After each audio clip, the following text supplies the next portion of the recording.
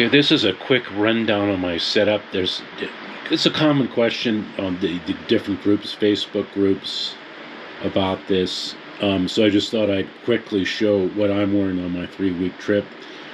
Starting with the outer layer, I have a Klim Badlands. I just purchased this a few months ago. I upgraded from a Klim Latitude. That's a good kit as well. This is better though. If you could afford it, I would get the Badlands. This is the A2 protection Badlands, not the A3 that has this material everywhere. I think that's overkill. But it has a lot of vents. But it is a heavy jacket. That's what you want. And so I'll just keep it brief. I use this thing. It's very comfortable. I'm very happy with it. A very well made jacket, and that's complemented with the Badlands trousers, the pants. Again, an upgrade from the Latitude pants. These I think fit me better. They're much more comfortable than the Latitudes. Klim pants are difficult to fit. Everybody seems to mention that, and my experience was the same. I had to try on different pairs, and I came up with this one, which is a 36 regular. I have a 35 inch inseam. No problems with the pants. I do have the suspenders on them because, as everyone knows, Klim trousers tend to run low. The jacket and the pants zip together. I don't do that 100% of the time, but it's what you're supposed to do. I do have a messenger, a satellite messenger. It's a bivy stick. I'm not very happy with it. I'm going to look at getting something different, like a Garmin InReach, but that will be next time. For base layers, I use Smartwool, merino wool, and what I generally do is I'll put these short ones on first, and then put the long ones on, and they come in various thicknesses. This is probably a 200. 150 is light, a 250 is heavy, so depending on the conditions.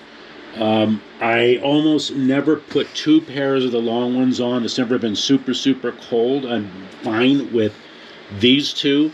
If it's going to be really cold, I'll put on a 250. But you could layer and put 2 of these on during, put another one on during your ride.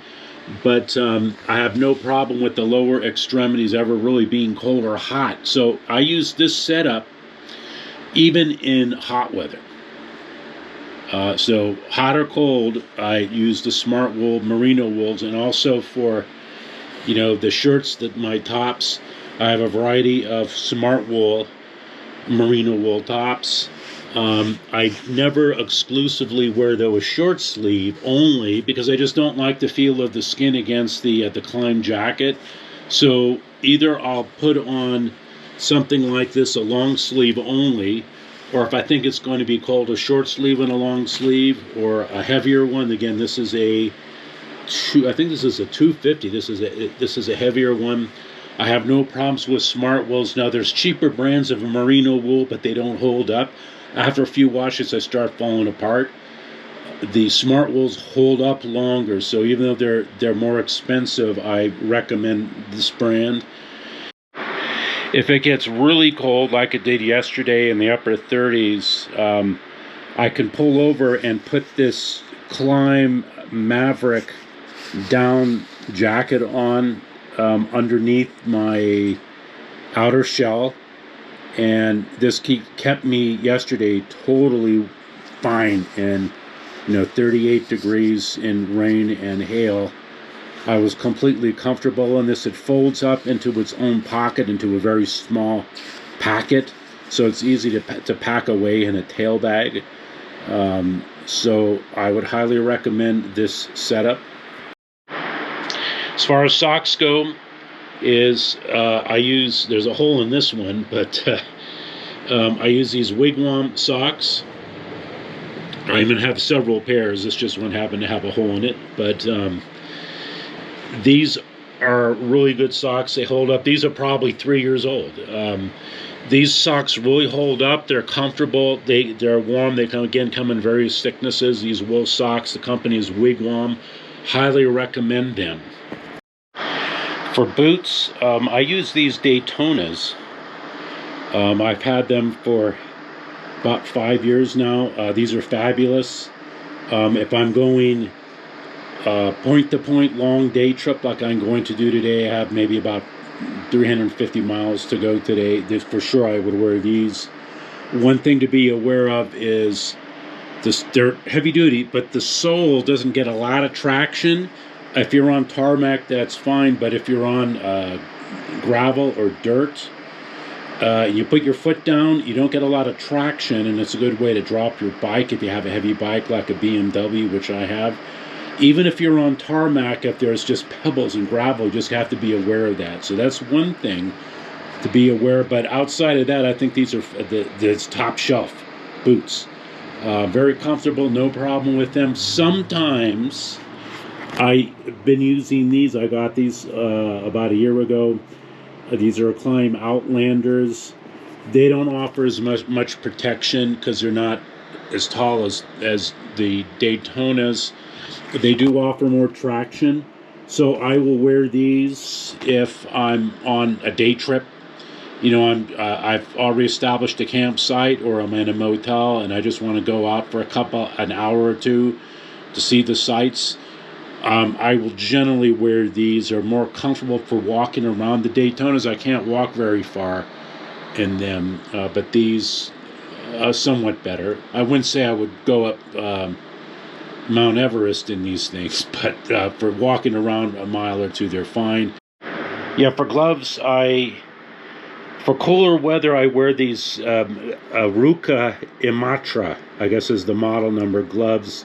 You know, they're a Gore-Tex glove with lining. They're fairly warm.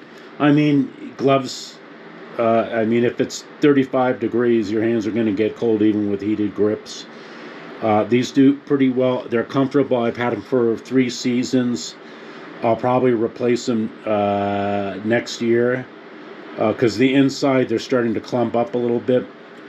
Mostly, if it's normal weather, you know, in the 60 degrees, I tend to wear racing gauntlet gloves like these racer gloves. I got them from a company in Michigan. I guess it's Sport Track Bike Gear or something like that. These have kangaroo leather, you know, on the inside, the grips here. These are very comfortable. Once they're broken in, I don't have a problem with them unless it's super, super, super hot. But I would tend to wear these more often than any other glove.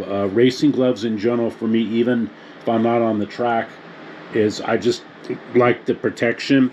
If it's super, super hot, I'm starting to wear these. I don't wear them too often, these Climbs. There's not a lot of protection on these, but if it's super hot and you're not going far, I guess they're okay.